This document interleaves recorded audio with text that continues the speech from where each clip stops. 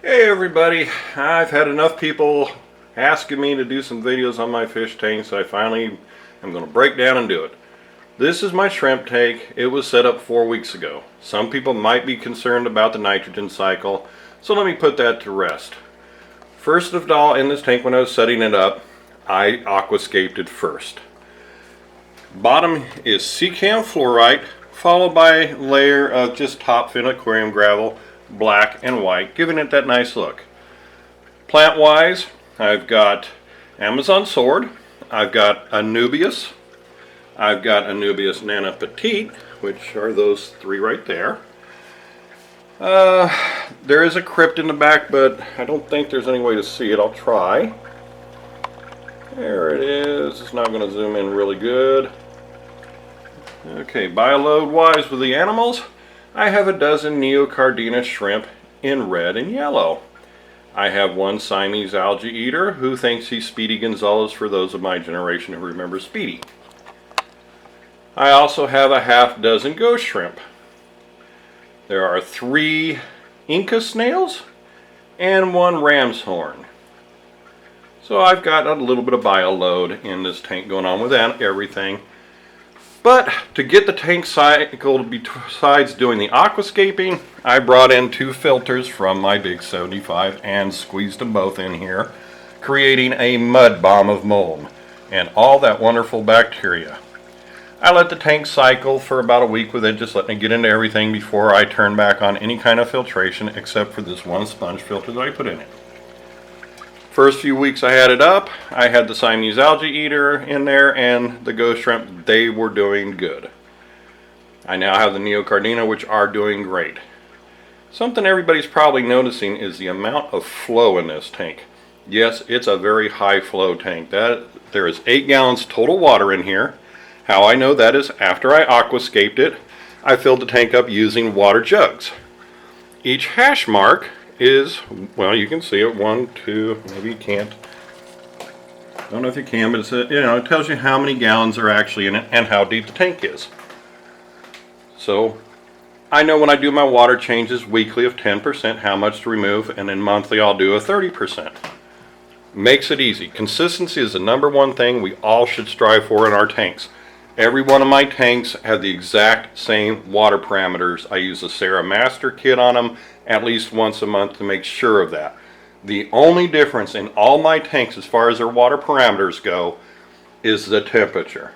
Nitrates, nitrate, ammonia, everything else is the same. Keeping consistency and knowing it is the #1 thing to keeping everything alive and thriving. Now let's go on to that big high flow. That is this one right here.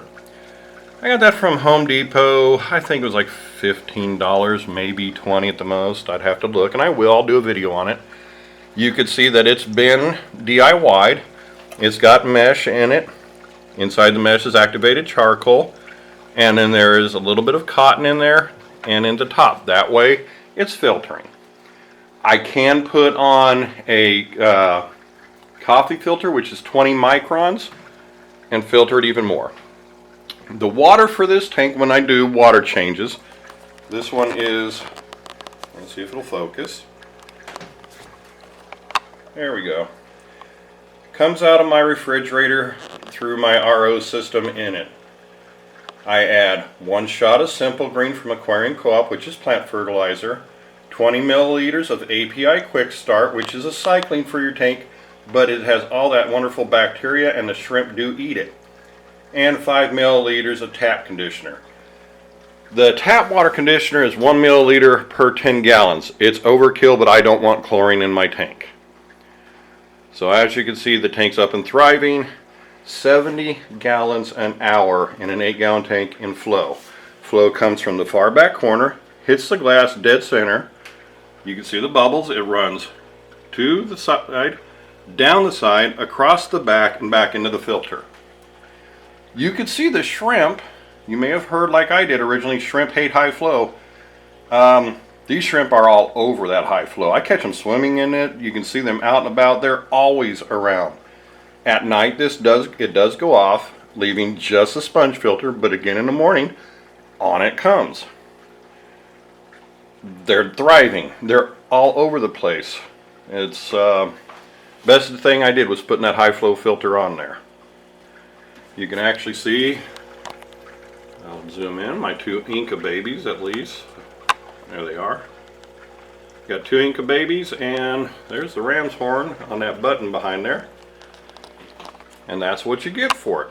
You don't need all the filtration that costs millions of dollars, it seems, or anything else. Simple filtration that does the trick. Biggest thing is always know your water parameters and make sure they stay the same, stable all the time, and you'll have success. That's my firmest belief. Well, I'll do some more videos, I guess, later, because this was kind of fun, and maybe show you how I actually do filtration in this tank, how I DIY'd that 70 gallon, and maybe get into my main tank. So have a great night, day, morning, weekend, whatever it is when this finally uploads, and I'll do it again.